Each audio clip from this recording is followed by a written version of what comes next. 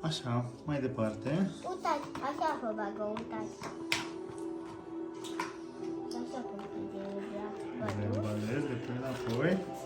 Da. Deci le-ai arătat prietenilor ce ai primit de ziua ta.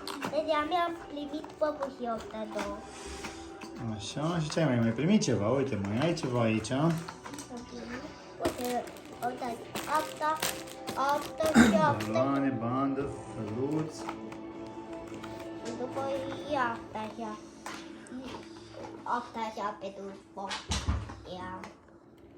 E de-a pupușa mea. Și asta e așa, de-a măfătul. Ce le mai arăți prietenilor? Și mai am și asta. Papa! Bofta! Mai am bofta asta. Boxa?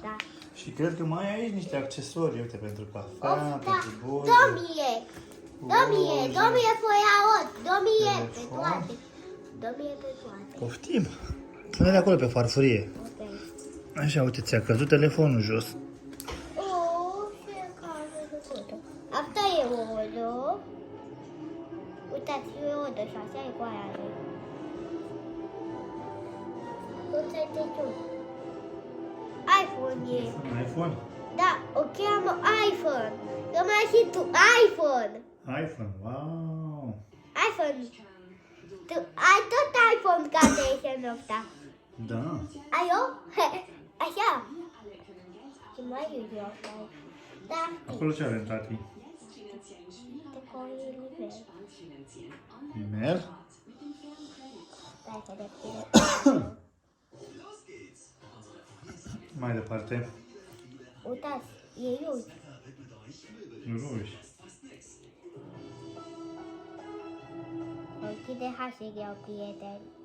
Așa. Ai reușit. Și asta e contul tău. Cănuță. Un bia. Și pe nu asta. Așa, bravo. Și asta e. Și da, iuți, trico. Limeu e asta. Trico este da, limeu asta. Rimel. Limeu. Uitați cum e. Decu, așa e limeu. Așa trebuie să se coia de la limeu. Decu. Și Iuliu trebuie să se eu.